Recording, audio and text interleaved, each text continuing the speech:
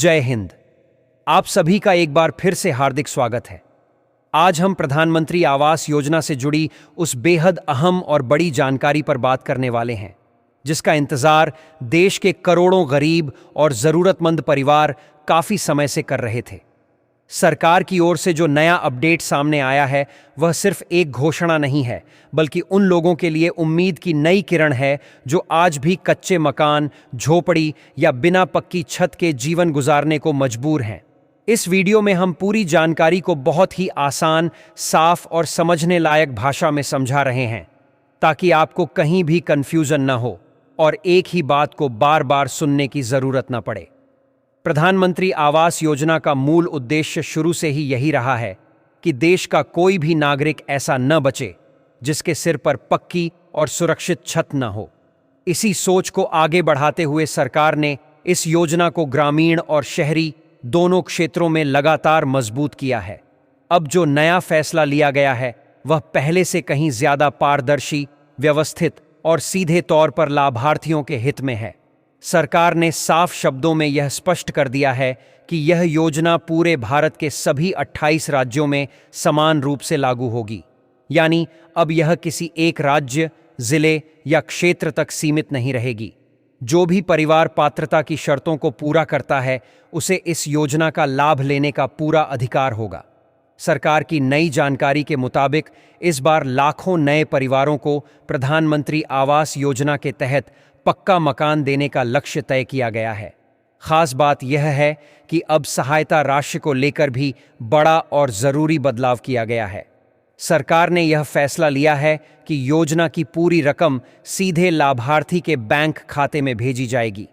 यह पैसा किसी बिचौलिए, एजेंट या तीसरे व्यक्ति के माध्यम से नहीं दिया जाएगा, बल्कि डायरेक्ट बेनिफिट ट्रांसफर यानी डीबीटी के जरिए ट्रांसफर किया जाएगा।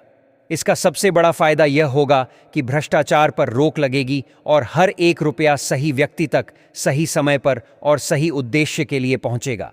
प्रधानमंत्री आवास योजना ग्रामीण के तहत मिलने वाली सहायता राशि को लेकर भी नया नियम लागू किया गया है। अब यह राशि एक साथ नहीं दी जाएगी, बल्कि इसे 3 बराबर और तय चरणों में जारी किया जाएगा। सरकार ने यह फैसला इसलिए लिया है क्योंकि पहले कई मामलों में देखा गया था कि पहली किस्त मिलने के बाद मकान का निर्माण अधूरा छोड़ दिया जाता था या फिर पैसे का इस्तेमाल किसी और काम में कर लिया जाता था। इन सभी गड़बड़ियों को रोकने और मकान निर्माण को समय पर पूरा कराने के लिए किस्तों की यह नई व्यवस्था लागू की गई है। नई व्यवस्था के अनुसार अब प्रधानमंत्री आवास योजना ग्रामीण के तहत कुल सहायता राशि 1,20,000 रुपये तय की गई है। यह पूरी राशि लाभार्थी को 3 चरणों में दी जाएगी और हर किस्त मकान निर्माण की प्रगति से जुड़ी होगी। यानी जैसे जैसे मकान का काम आगे बढ़ेगा, वैसे वैसे अगली किस्त जारी की जाएगी।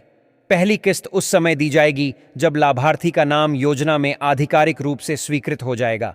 स्वीकृति मिलने के बाद तय समय सीमा के भीतर यह पहली किस्त सीधे लाभार्थी के बैंक खाते में ट्रांसफर कर दी जाएगी, ताकि मकान की नींव और शुरुआती निर्माण कार्य बिना किसी रुकावट के शुरू किया जा सके। अगले हिस्से में हम आपको बताएंगे कि दूसरी और तीसरी किस्त कब और किन शर्तों पर मिलेगी, किन लोगों का नाम सूची में शामिल किया गया है, और अगर आपका नाम अभी तक नहीं आया है तो आपको क्या करना चाहिए। इसलिए वीडियो को अंत तक जरूर देखें, क्योंकि आगे की जानकारी आपके लिए बहुत जरूरी हो सकती है। इसके लिए कुछ जरूरी शर्तों को पूरा करना अनिवार्य होगा। जैसे ही लाभार्थी का नाम प्रधानमंत्री आवास योजना में स्वीकृत हो जाएगा, उसके बाद यह सुनिश्चित किया जाएगा कि लाभार्थी का आधार कार्ड उसके बैंक खाते से लिंक हो और बैंक खाते में डीबीटी यानी डायरेक्ट बेनिफिट ट्रांसफर की सुविधा पूरी तरह से चालू हो।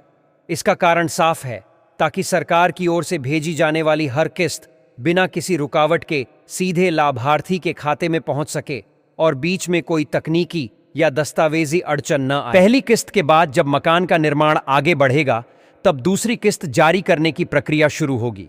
दूसरी किस्त उस समय दी जाएगी जब मकान का प्लिंथ लेवल पूरा हो जाएगा, यानी नींव डालने के बाद जब दीवारें एक तय ऊंचाई तक खड़ी हो जाएंगी, तभी इस चरण को पूरा माना जाएगा।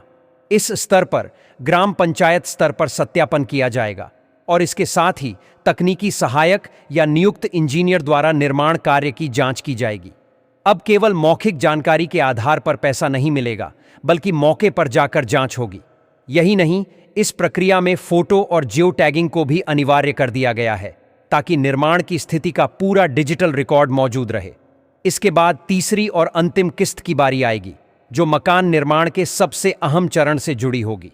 यह अंतिम किस्त तब दी जाएगी जब मकान की छत की बीम या स्लैब तक का काम पूरा हो जाएगा, यानी मकान का ढांचा पूरी तरह से खड़ा हो जाएगा। इस स्तर पर एक बार फिर अंतिम तकनीकी जांच की जाएगी और यह देखा जाएगा कि निर्माण की गुणवत्ता सरकारी मानकों के अनुरूप है या नहीं। जांच पूरी होने और संतुष्टि मिलने के बाद ही तीसरी किस्त सीधे लाभार्थी के बैंक खाते में ट्रांसफर की जाएगी। इस अंतिम राशि का उपयोग छत, दरवाजे, खिड़कियां और बाकी जरूरी फिनिशिंग कार्यों के लिए किया जाएगा, ताकि मकान पूरी तरह से रहने योग्य बन सके। इन तीनों किस्तों के सफलतापूर्वक जारी हो जाने के बाद मकान को आधिकारिक रूप से पूर्ण माना जाएगा और लाभार्थी को कंप्लीशन सर्टिफिकेट जारी किया जाएगा। इसका साफ मतलब यह होगा कि लाभार्थी को प्रधानमंत्री आवास योजना के तहत मिलने वाला पूरा लाभ मिल चुका है और उसका मकान अब रहने के लिए पूरी तरह तैयार है। सरकार ने यह पूरी व्यवस्था इसलिए लागू की है ताकि योजना का हर रुपया सिर्फ और सिर्फ मकान निर्माण में ही खर्च हो और कोई भी पैसा गलत जगह इस्तेमाल न हो। नई व्यवस्था के तहत अब हर स्तर पर कड़ी निगरानी रखी जाएगी। हर किस्त से पहले सत्यापन अनिवार्य होगा और हर चरण का फोटो, जियो टैगिंग और ऑनलाइन रिकॉर्ड रखा जाएगा। इससे न सिर्फ सरकार को निगरानी करने में आसानी होगी, बल्कि लाभार्थियों को भी यह भरोसा मिलेगा कि उनका मकान सही तरीके से और तय प्रक्रिया के अनुसार बन रहा है। इस पूरी प्रणाली का एक बड़ा फायदा यह भी होगा कि मकानों की गुणवत्ता पहले से कहीं बेहतर होगी। अब निर्माण कार्य की जांच अनुभवी इंजीनियरों द्वारा की जाएगी, जिससे यह सुनिश्चित किया जा सके कि मकान मजबूत, सुरक्षित और लंबे समय तक टिकने वाला हो।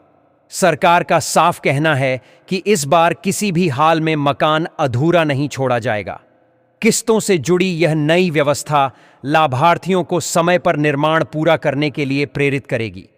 इससे ग्रामीण और शहरी दोनों क्षेत्रों में रहने वाले गरीब और जरूरतमंद परिवारों को स्थायी और सुरक्षित आवास मिल सकेगा।